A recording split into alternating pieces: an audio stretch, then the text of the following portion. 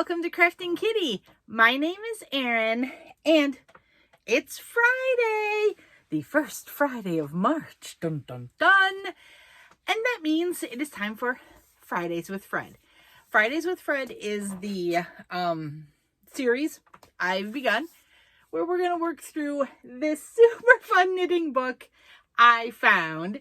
It is called Knitting the Neighborhood, and it's an official, guys, knitting patterns from Mr. Rogers' Neighborhood. And it's super fun. I thought it was super cute. It's definitely nostalgic, and it's fun. We voted, and the very first project is going to be, oh, where's my bookmark? Slid into the book.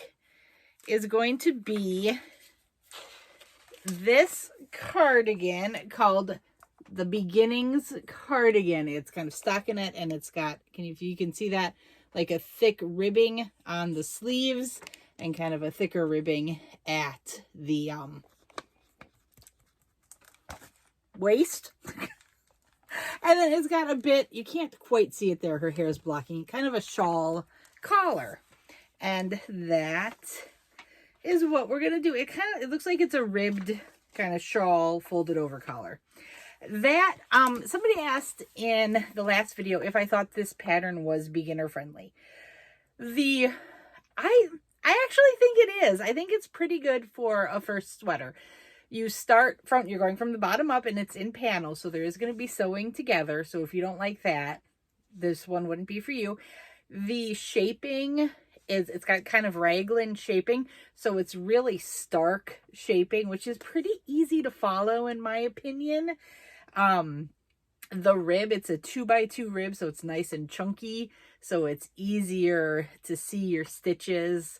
1x1s, even I sometimes get messed up, and you can get the broken ribs pretty easily. But 2x2, I think it's pretty easy to follow. The main body is stockinette, so that's just knit one row, purl the other, and so you get the nice flat knit look. The most complicated part, in my opinion, will be the collar, and that is because I believe we're picking up stitches, and then you have to do like the fold over.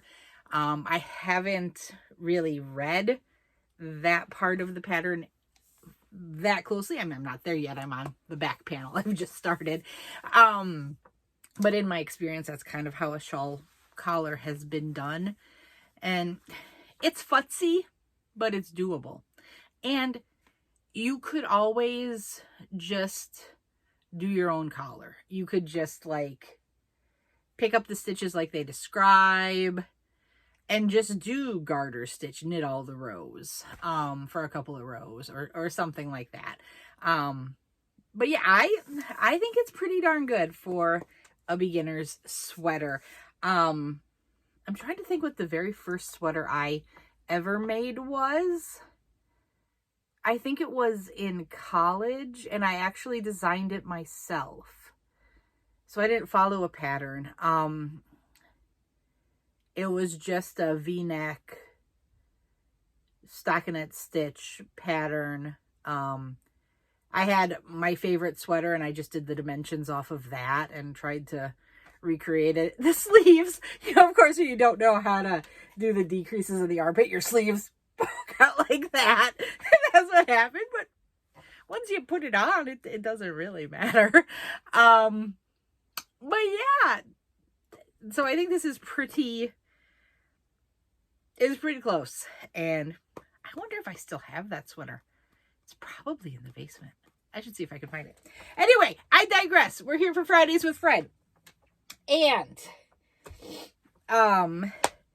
so you, as I already said, you work in panels. The instructions are to start with the back panel. So that's what I'm doing. I'm using my Chowgo interchangeable needle set that Brian got me for Christmas.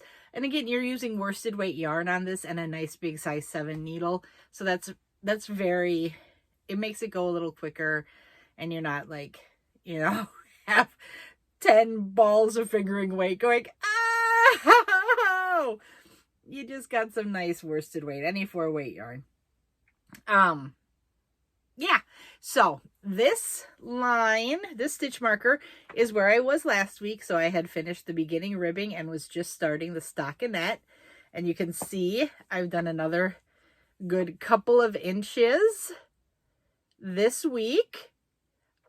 I think this is progressing nicely. I'm working this along with my Sophie's Universe and my Twists and Turns MCal from Stephen West. So it's getting worked on at least 2 days a week. And I think I'm going to sneeze. Excuse me.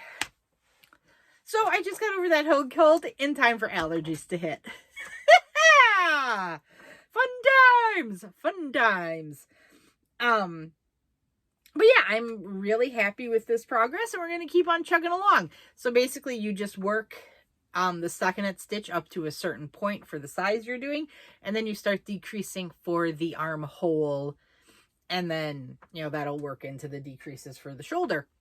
And then we'll continue on. I don't know if after this you're supposed to work on the side panels or the sleeves. I would assume it's the front side panels, but let me double check real quick. Yep. So they want you to do the back, left front, right front, sleeves, and finishing. Okay, and then under the finishing is the collar. Oh, no! No, no, no!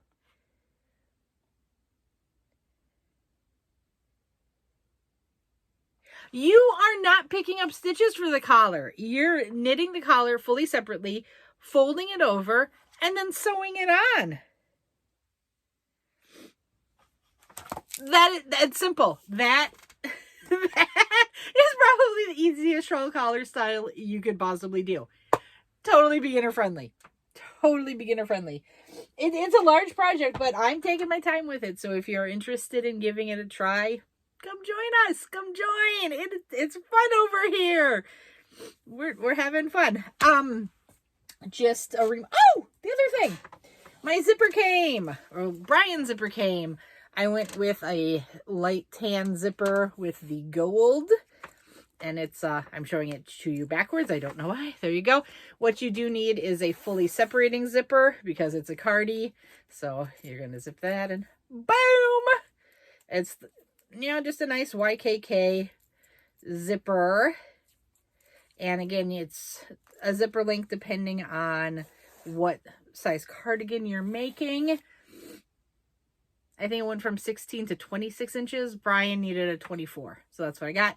This was like 10 bucks on Amazon. It did take a while to ship, but it was one of those, you know, small business listings. And I'm certainly happy to support a smaller business through that platform and wait a little bit for the shipping. And yeah, so we've got the zipper. I thought that, I mean, you're not really going to see much of it because it's going to be like when I sew it on. And I did see a request that I do a tutorial when I sew the zipper on, and when I get to that part, I totally can. But I mean, you're going to sew it on, so you're not really going to see the light tan, but you will see the gold, and I thought the gold worked nicer than a silver would with the brown yarn. The brown yarn, I am using Hayfield Bonus Aran Tweed. Got it from the Wool Warehouse. It's roughly 11 pounds a ball, but they are ginormous balls. They are 400-gram balls of gigantic yarn, and I think I didn't say fleck, so it's Hayfield Bonus Aran Tweed, not flecked. I've really got them jammed in there. I'm not going to grab it out, but I do have an extra ball of it right here. Yeah, Bonus Aran Tweed. No, not the word fleck in it. It's 80 acrylic, 20 wool, but it's very nice. I am loving this yarn. Highly recommend it. And the Wool Warehouse, their shipping is very quick for the international. And very reasonably priced. We've had a couple of international winners, and it's been more affordable for us to go place an order with Wool Warehouse and have them drop ship it to the winner than for me to pack up yarn and send it off. So we've done that, and the people seem to enjoy it. One thing with the international mail from the Wool Warehouse, I don't know why I'm going into this now, but why not? They use Royal Mail for international, and they cannot send tracking information. So that you know, your heart kind of pitter patters like, oh, I hope it doesn't get lost somewhere over the Atlantic.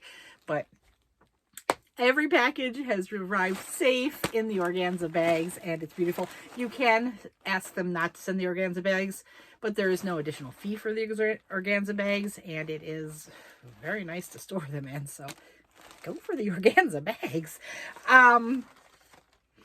Yeah, they also, the other note on Wool Warehouse and their international shipping, you pay per package, so it's a flat rate fee per package, and each package is capped at 4 pounds. And I've noticed that here in the United States as well. When I'm shipping internationally, some of my giveaways have been scaled down, because once you get over that 4 pound mark in weight, not English currency, you have to go to priority international shipping, which, wow, does that sting?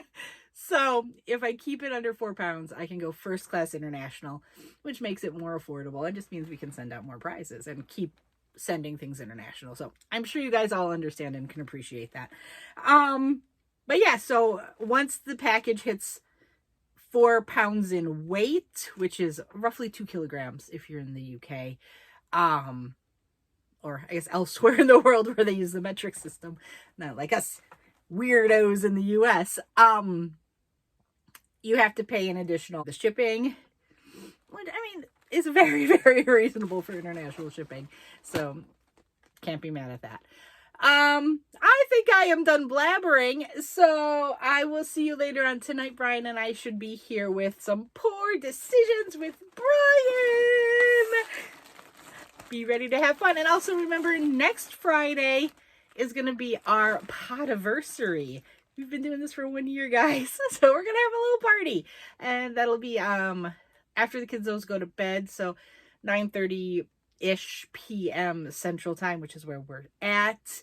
I know that puts it very late for our international viewers, and I apologize. There will be some replay prizes.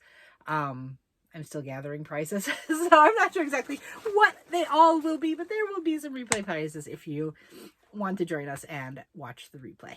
Okay, dokie. I am done chatting your ears off. I'll see you later. Bye-bye.